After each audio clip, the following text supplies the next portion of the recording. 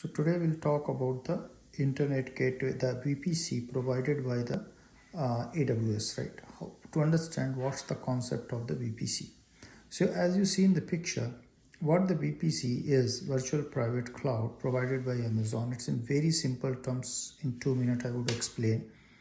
What happens is basically that with each AWS account, we get the default VPC, right?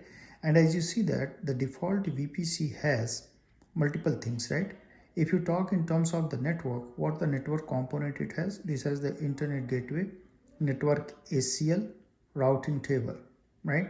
And then we have the EC2 instances where the actual applications you can deploy or the instances whether the actual application is running.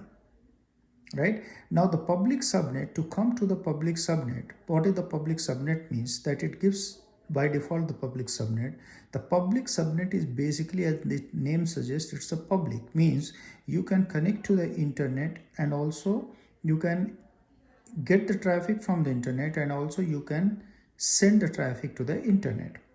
Now, if you don't want to do that, how that would be determined? That would be determined by the internet gateway configured by the network ACL, right?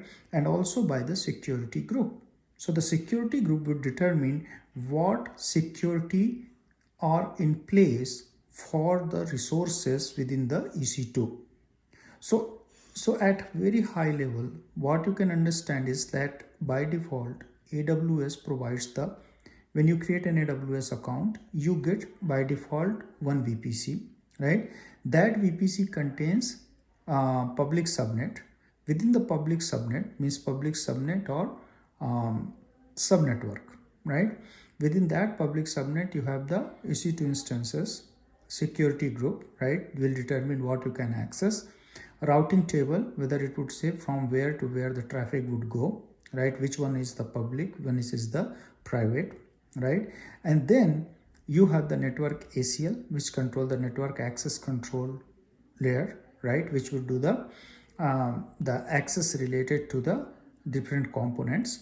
And internet gateway is to get the traffic from the internet and send the traffic to the internet. You have to have an internet gateway, right? And then we can define, there are multiple, like the way you have public subnet, we can define our private subnet as well.